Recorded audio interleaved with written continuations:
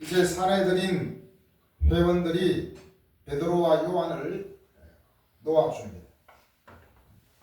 비록 협박했지만 어쩔 수 없는 그런 놓아줌이 아닌가 싶습니다.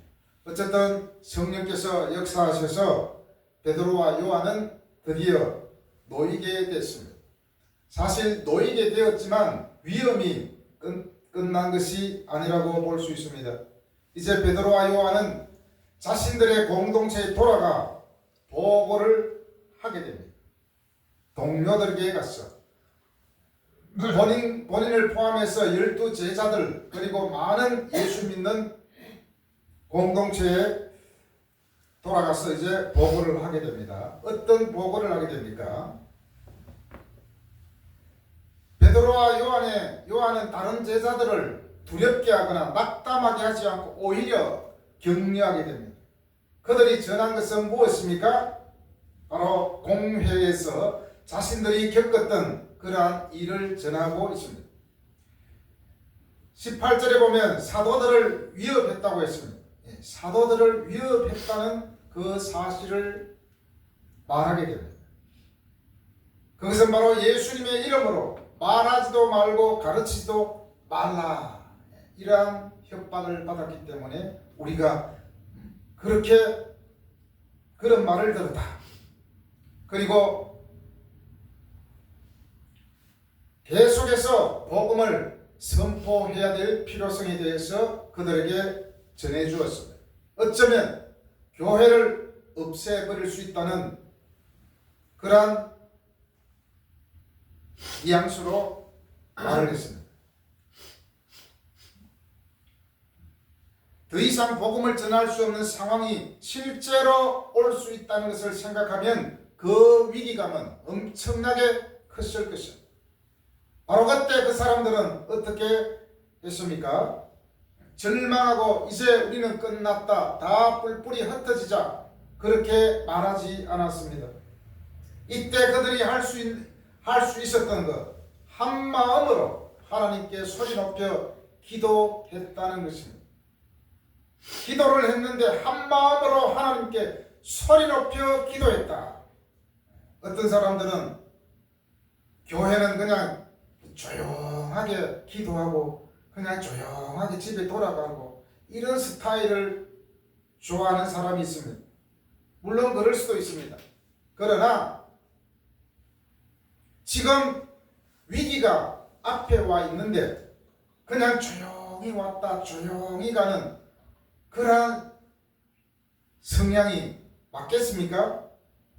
아무리 조용하고 그러한 조용한 사람이라 할지라도 위급한 상황이 왔는데 조용히 기도할 사람은 아무도 없을 것입니다. 소리 높여 기도했다. 통성으로 기도했다는 것입니다.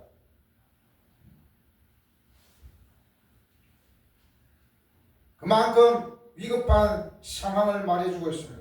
통성으로 했는데 한 마음으로 했다. 이 한 마음은 단순히 함께 행동하거나 의견이 일치하거나 같은 사고방식을 가진 것이 아니라 같은 뜨거운 열정으로 하나가 되는 것을 의미하는 말입니다. 함께 했다, 하나가 되었다 라는 것은 지적인 합의를 의미하는 것이 아니라 강력하고 일치된 행동으로 이어지는 공유된 열정. 위급하고 지금 시급한 일이 생겼는데 열정은 저절로 생기게 되어 있겠죠. 만약에 군인들이 군대에 딱 갔는데 고함 안 치고 소리 지르라 했는데 이러면은 소리 지를 때까지 하잖아요. 소리가 적다고 하면. 군인들한테 소리를 지르라고 했는데 소리 지르지 않으면 군대 생활을 못 하겠죠. 하나가 되었다는 것은 단일한 목적의식을 의미합니다. 교인들이라도 다 사실은 성향은 다 다릅니다. 성격도 다르고 자라온 환경도 다르고 그러나 목적이 일치하기 때문에 한 목소리로 소리 높여 기도할 수밖에 없는 것입니다. 적들이 지금 저 앞에 와 있는데 가만히 앉아서 죽을 사람이 어디에 있겠습니까? 어차피 죽을 거 한번 싸우고 죽자, 이런 결기가 있지 않겠습니까? 지금 어쩌면 교회가 와야 될 수도 있는 그 상황에서 사람들이 힘을 합해서 하나님께 통성으로 기도하지 않겠습니까? 한 마음으로 기도했다는 것은 우리가 요즘에 사용하는 코드가 같다는 것입니다. 영어에서 코드로 되어 있습니다. 코드가 같다. 대통령이 장관이나 참모를 세울 때 코드 인사를 주로 하잖아요. 이것은 어쩔 수 없어요. 왜냐? 자신들의 정책, 대통령의 어떤 통치 철학, 정치 철학에 의해서 움직이기 때문에 어차피 코드가 같은 사람을 뽑게 되어 있습니다.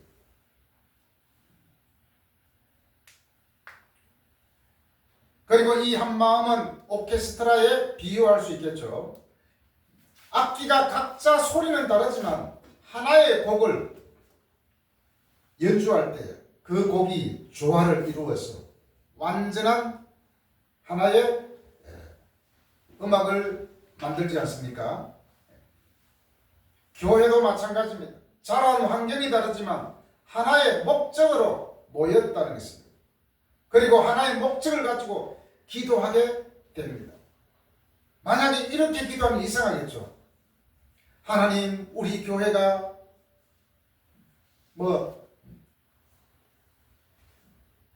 전부 다 부자 되게 해주세요. 그리고 우리 교회에서 대통령이 나오게 해주세요. 이런 기도는 사실은 너무나도 유치한 거예요. 우리의 목적은 무엇입니까? 예수 그리스도의 부활하심을 증거할 때에 하나님께서 우리에게 힘을 주셔서 이 하나의 목적, 많은 사람들에게 예수 그리스도의 부활을 전하고 구원을 이루어 나가는데 우리가 한마음 한뜻으로 기도하는 그것을 이루게 하소서라는 기도가 우리의 공통된 목적입니다. 여러 사람이 봉사하며 전도하며 여러 가지 일들을 하지만 그 가운데 목적은 바로 예수 그리스도를 전하는 것이 아닙니까? 복음을 전가하는 것. 바로 초대교회 때 이 사람들은 단 하나의 목적입니다. 아까도 우리가 말씀 가운데 읽었지만 어디 있습니까? 33절 사도들이 큰 권능으로 주 예수의 부활을 증언하니 무리가 큰 은혜를 받아. 교회를 세울 때, 교회가 시작할 때 바로 예수 그리스도의 부활을 전함으로 교회가 세워졌습니다. 당연히 요즘에도 교회가 세워지는 데 있어서 예수 그리스도의 부활을 증거하지 않으면 그 교회는 참된 교회가 아니라고 할 수 있겠죠. 교회가 세워지는 데 있어서 예수님의 부활하신 그 사실을 증거하는 것이 얼마나 교회의 원동력이고 본질인지 모릅니다.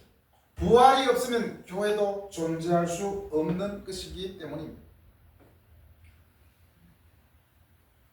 바로 이러한 연합은 단순히 인간의 어떤 성취가 아니라 성령께서 하나되게 하시는 것입니다. 우리가 쓰는 말 가운데 이런 게 있잖아요. 뭉치면 살고 흩어지면 죽는다. 교회는 무조건 하나의 목적으로 뭉쳐야 됩니다. 정치적 성향이 달라서 서로 찢어지고 성경 해석하는 것에 따라서 또 흩어지고 이것은 굉장히 사실은 위험한 일이죠. 사람들이 어떤 교회에서는 초대교회로 돌아가자 이렇게 하지만은 실제로 4분 5열 흩어지는 교회들이 얼마나 많이 있습니다. 돈 때문에 싸우고 자리 때문에 싸우고 그래서 쪼개지고 이런 것들이 얼마나 많이 있습니다.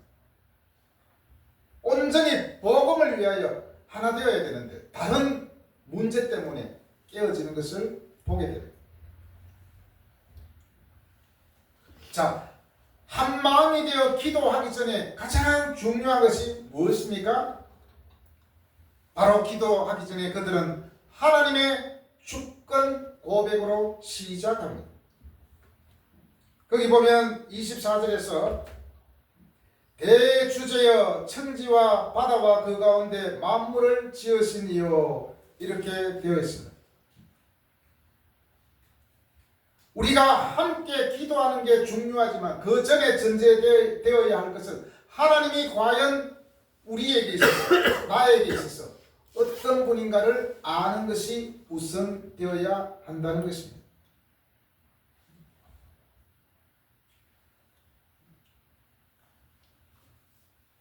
하나님이 어떤 분인가 그것을 아는 지식에 의해서 그 사람의 어떤 행동 반경이 달라질 수도 있지 않겠습니까?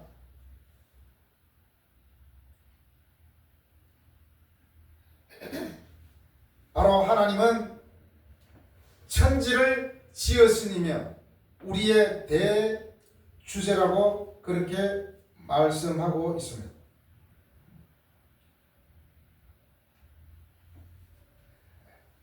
하나님이 어떤 분이심을 아는 것, 곧 하나님에 대한 지식이 우리의 삶을 힘있게 만들어갑니다. 그리고 고난을 이기게 합니다. 하나님은 이런 분이야, 하나님은 우리의 기도를 들어주시는 분이야 라고 하면 계속해서 기도하지 않겠습니까? 하나님은 천지와 바다와 그 가운데 만물을 지으신 분이라. 이것은 바로 하나님은 우리의 창조주라는 것입니다. 우리를 지으신 이기 때문에 우리는 그분의 통치와 다스림을 받습니다. 지금 예수님을 믿는 모든 사람들이 이 기도를 하기 전에 자신들의 마음을 하나님의 주권에 대한 생각으로 가득 채우는 것을 보게 됩니다. 대주제요. 대주제가 뭡니까? 여기서 대주제는 주인이라는 것입니다. 마스터, 주권자라는 것입니다. 바로 하나님은 우리 인생의 주인이라는 것을 인식해야 됩니다. 그래야만 우리가 하나님께 기도할 수 있겠죠. 디모데후서 2장 21절에 보면 그러므로 누구든지 이런 것에서 자기를 깨끗하게 하면 귀히 쓰는 그릇이 되어 거룩하고 주인의 쓰임에 합당하며 모든 선한 일에 준비함이 되리라. 다시 말하면 하나님이 나의 주인이라는 것은 나를 만드신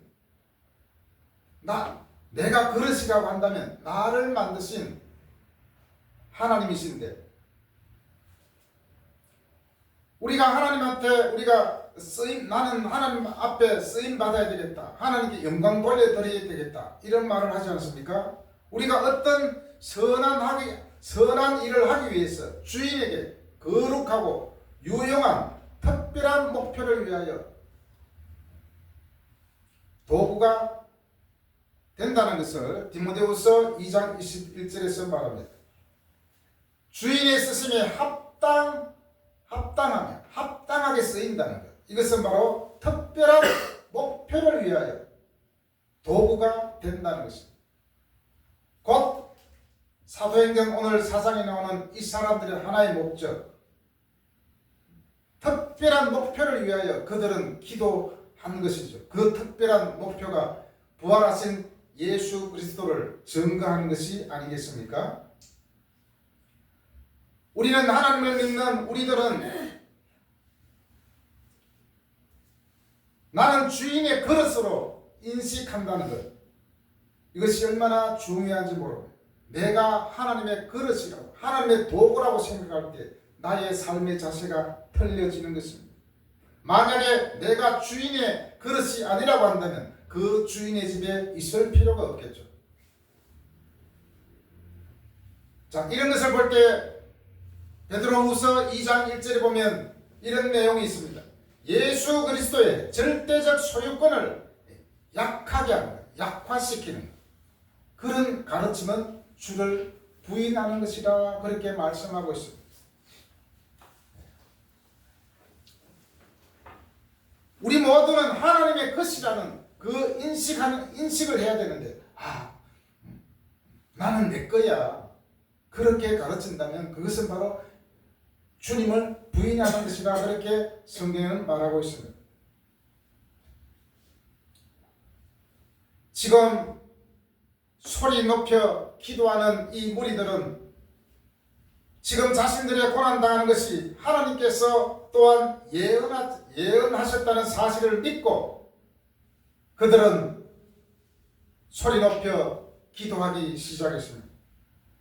25절 말씀 보면 또 주의 종 우리 조상 다윗이 입을 통하여 성령으로 말씀하시기를 어찌하여 열방이 분노하며 족속들이 흑사를 경영하는고 라고 되어 있는데 이 25절은 시편 2편에 나오는 말씀입니다.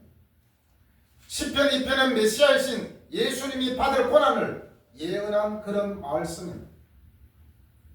자, 여기서 보면 어찌하여 열방이 분노하며 족속들이 흑사를 경영하는 거라고 하고 있습니다. 흑사를 경영하고 있다.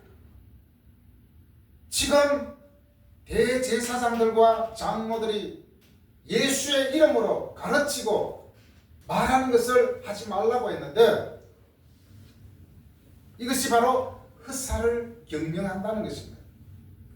예수님을 대적하고 부활하신 예수님을 전하는 것을 금하는 것, 이 모든 것들이 흑사라는 것입니다.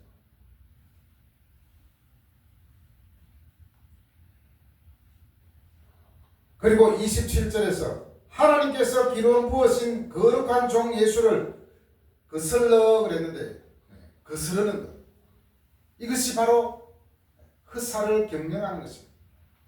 예수 그리스도를 대적하고 또 예수를 거스르는 것, 이것이 흑사를 경영한다는 것입니다. 그들은 흑사를 경영함에도 불구하고 하나님은 구원의 역사를 반드시 이루신다는 것입니다. 자, 여기서 대적하는 것은 세상의 군왕들은 모두가 대적자들이라는 것입니다. 이들의 온갖 핍박과 결국에는 예수님을 잔인하게 처형함으로 그의 시대가 끝났다고 선언했지만 그러나 하나님은 그런 예상을 뒤엎으시고 예수님의 죽음을 통하여 인류를 위한 구원의 길을 열어주셨습니다. 예수님은 죽으신 지 3일 만에 부활하셔서 제자들에게 나타나셨고 수많은 사람들이 부활하신 예수님을 목격했습니다. 바로 그 예수님을 전하다가 그들은 붙잡혔고 위기가 찾아오게 된 것입니다. 특별히 27절에서 대적자들을 소개하고 있습니다. 헤롯과 본디오 빌라도. 빌라도는 사도신경에 나오는 사람이죠. 그때 당시에 총독입니다. 헤롯은 예수님 재판 때 예수를 조롱하던 분봉왕이었습니다. 분봉왕이라는 것은 왕이나 황제가 허락하여 한 나라의 일정한 지역을 다스리는 군주를 말합니다. 자, 이 사람들은 원래는 별로 친하지도 않고 거의 원수지간이었어요. 그런데도 불구하고 메시아 대신 예수님을 대적하기 위해서 그들은 연합했다는 것입니다. 그리고 이방인과 이스라엘 백성, 이 모든 사람들이 연합하여 예수님을 대적했다는 것입니다. 세상 사람들은 연합하여 예수님과 믿는 자들을 대적했지만 그러나 믿는 자들은 연합하여 위기를 극복하고자 소리 높여 기도했다는 것입니다.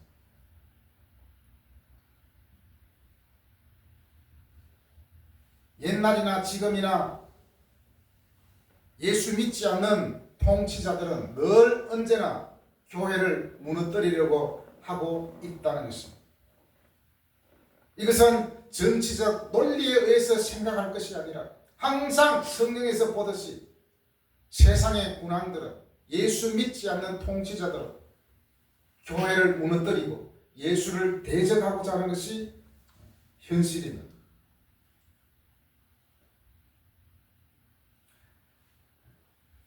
세상의 군왕들이 대적들이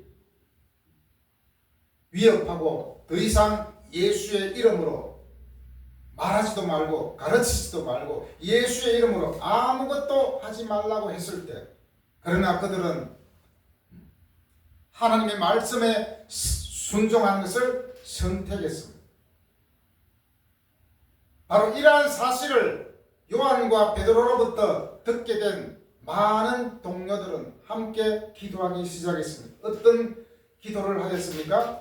그들의 기도는 담대히 하나님의 말씀을 종들이 전하게 해달라고 기도했습니다.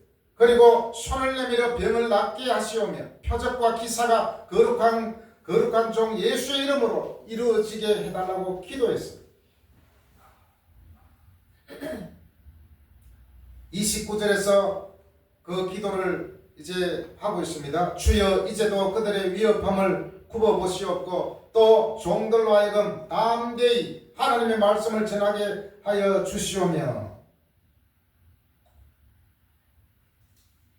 메시아를 대적했던 제사장들과 장로들은 여전히 사도들을 현재 대적하고 있습니다. 예수의 이름으로 아무 사람에게도 말하지 말게 하자. 한마디로 교회를 무너뜨리고자 하는 세력들이죠. 사내들인의 이 결의 내용은 이들이 이미 제사장 나라의 거룩한 백성으로서 살기를 포기했으며 오히려 하나님 나라의 극렬한 대적자로 활동하기로 결심하였음을 보여줍니다. 사도행전을 이렇게 읽어보면 역시 물론 그게 당연한 건 아니지만 가장 교회가 부흥했을 때는 바로 핍박이 있었을 때다. 어떤 어려움이 있었을 때다. 고난이 있었을 때다. 지금 어떻습니까? 교회에 대한 핍박은 실제로 없습니다. 종교의 자유가 있기 때문에. 그런데 어떻습니까? 교회는 점점 힘을 잃어가고 있습니다.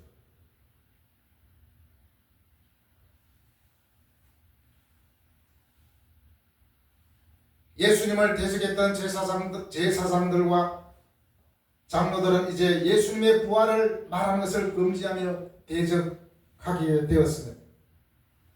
그래서 살기 등등한 사람들이 위협하고 있는 사실을 굽어 살펴주세요라고 말하고 있습니다. 우리가 이런 기도를 요즘에 할 수 있겠습니까? 하지 않습니다. 하나님, 교회가 지금 저 통치자들이 무너뜨리려 하고 있습니다. 굽어 살피소서, 이런 기도를 잘 하지 않지 않습니까? 왜냐? 실제적으로 이런 핍박이 없기 때문입니다.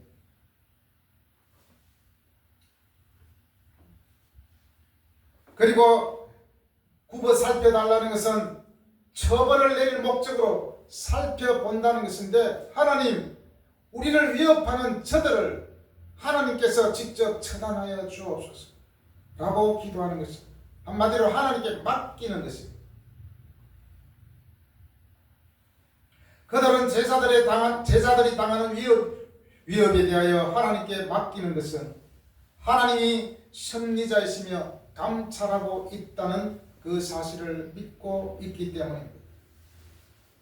교회는 바로 하나님의 통치 아래 있다는 것을 굳게 믿기 때문에 하나님께 저들을 굽어 봐달라고 그렇게 고백하고 있는 것입니다.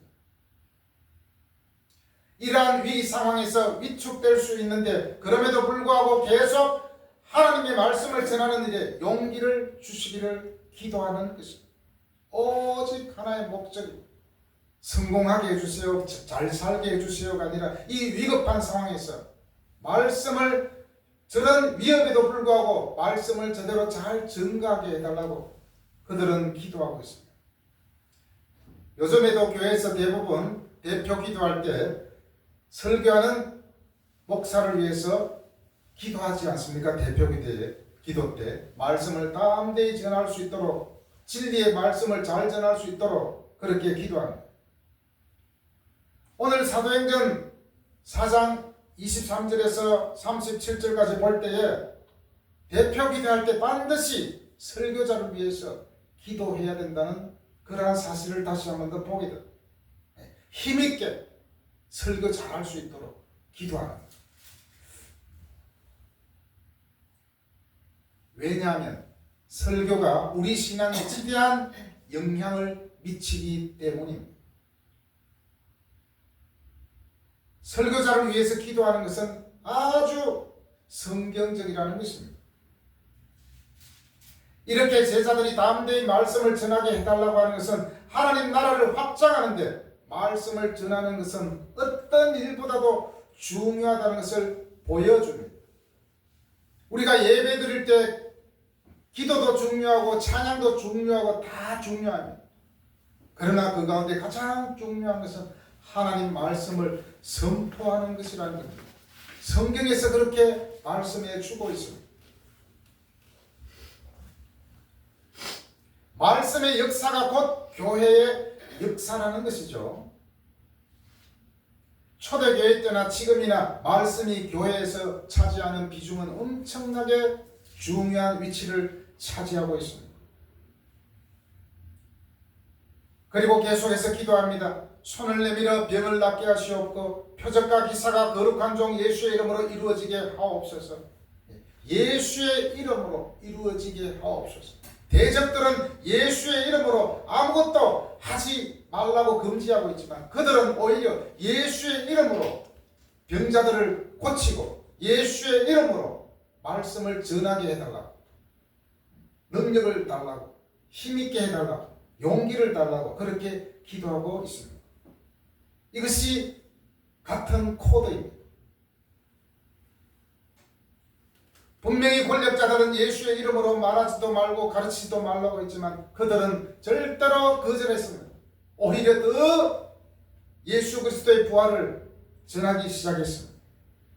40년 동안 안전뱅이로 살았던 사람을 치유한 같은 이름인 하나님의 거룩한 종 예수의 이름으로 더 많은 치유의 일과 기적을 베풀 수 있도록 해달라고 기도하고 있습니다. 한마디로 그들이 예수님을 정언하는데 공적으로 도장을 찍어 주시라는 그러한 말씀입니다. 그러한 기도입니다. 이제 그 결과로 31절에서 빌기를 다음에 모인 곳이 진동하더니 무리가 다 성령에 충만하여 담대히 하나님의 말씀을 전하니라 그랬습니다. 여기서 진동은 제자들이 강구를 확정하고 성령으로 새롭게 능력받은 증거의 시작을 알리는 것입니다. 이들이 이렇게 기도는 했지만 그들에게 박해는 앞으로 엄청나게 많이 기다리고 있습니다. 수많은 사람들이 사자밥이 될 수도 있습니다. 그들은 다 알고 있습니다. 그럼에도 불구하고 그들은 예수의 이름으로 전하는 것을 결코 포기하지 않았습니다.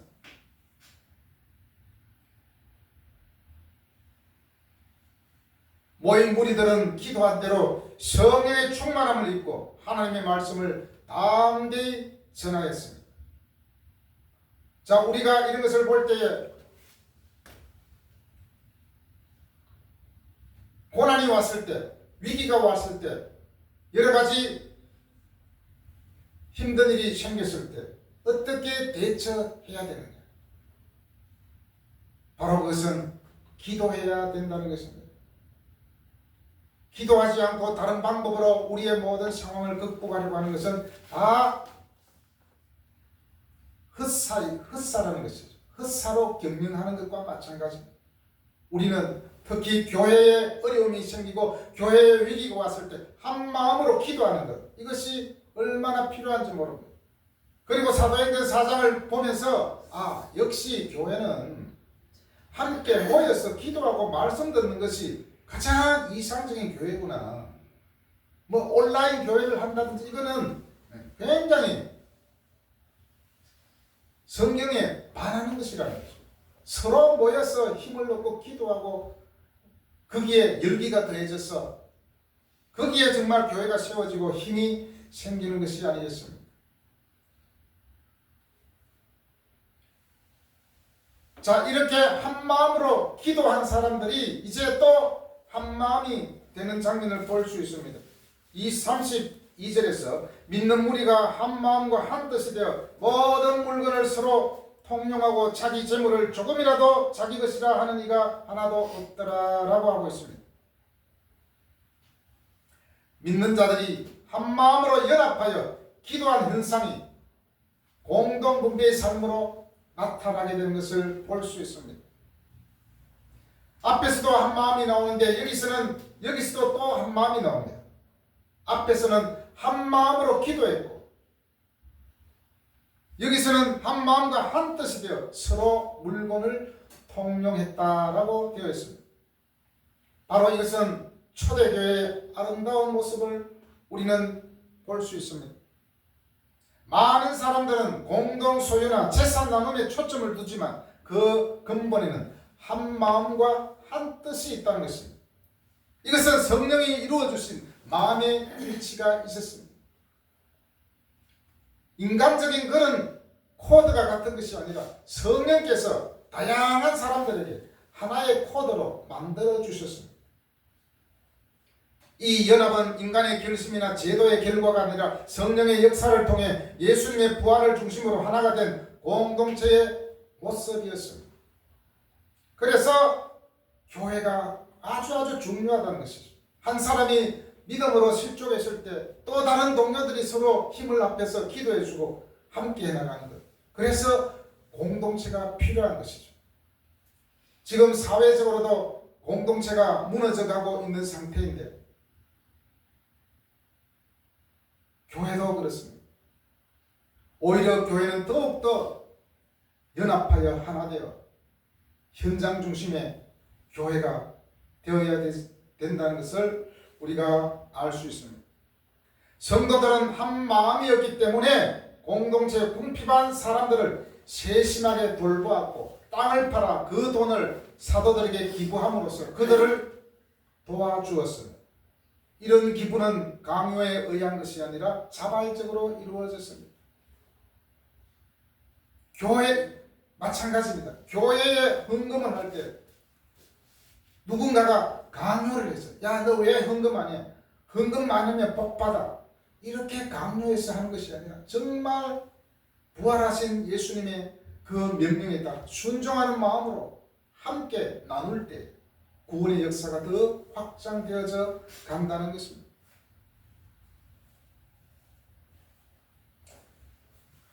올해 3월에 헌금과 페트병으로 모은 돈을 작전일동 주민센터에 어려운 이웃을 위해 써달라고 기증을 하고 왔잖아요.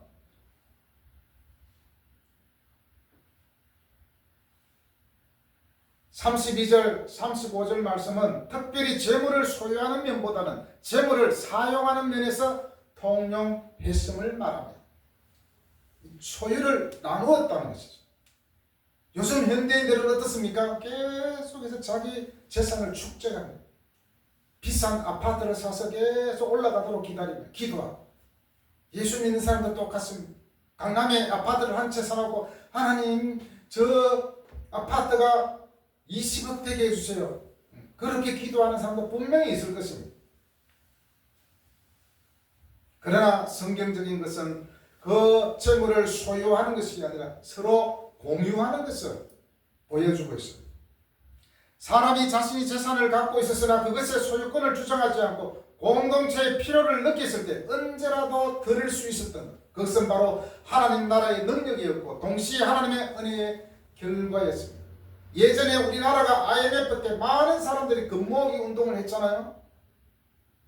그것은 무엇입니까? 하나의 마음으로 이 나라에 지금 경제적으로 지금 재정적으로 위기가 왔는데 금이라도 모아가지고 나라를 살리자. 한 마음 한 뜻이 되었던 것이죠.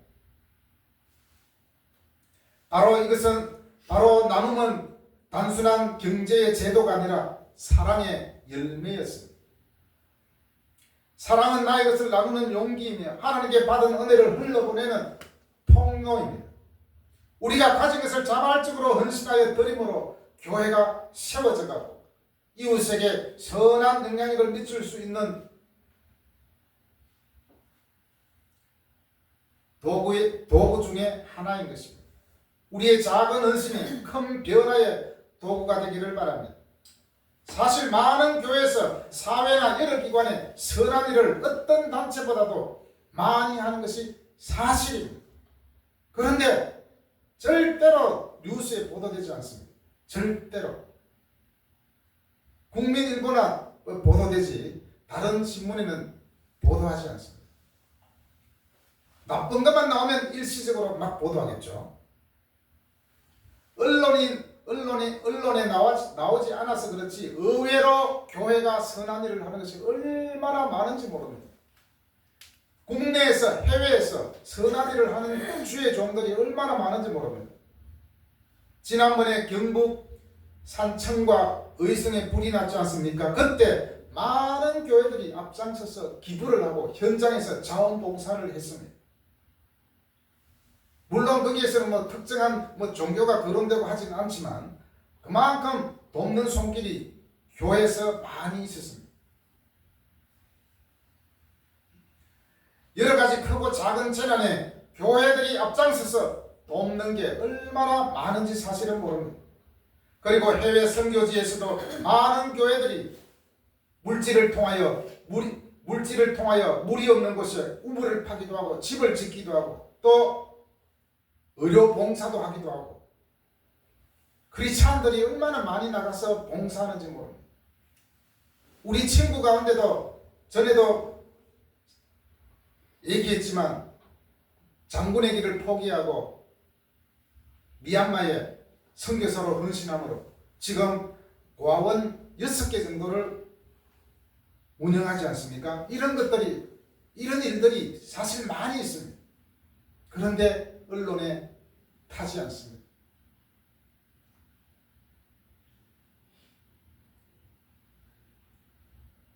교회들이 이렇게 선한 일을 많이 하는데도 잘 드러나지 않는 것. 물론 이것이 문제이기도 하지만 또 좋은 일이기도 합니다. 여러분, 어떤 위기가 닥쳤을 때 우리는 어떻게 해야 합니까? 바로 기도함으로 믿음의 자녀임을 나타낼 수 있는 신앙의 사람이 되어야 되지 않겠습니까? 예수 믿든지 안 믿든지 언제나 항상 위기는 찾아옵니다. 그러나 그 위기를 어떻게 극복하느냐, 그것이 문제이죠. 예수 믿는 사람은 바로 소리쳐 기도하며 함께하며 위기를 극복해 나갔습니다. 그것이 교회의 진면모가 아니겠습니까? 저와 여러분도 정말 내 개인적으로 교회적으로 어떤 어려움이 있고 위기가 왔을 때 함께 기도하는 것, 이것이 참으로 중요하다는 사실을 알고 우리가 어려움을 당하고 위기가 왔을 때 기도하는 믿음의 사람이 다 되기를 간절히 소망합니다. 아멘.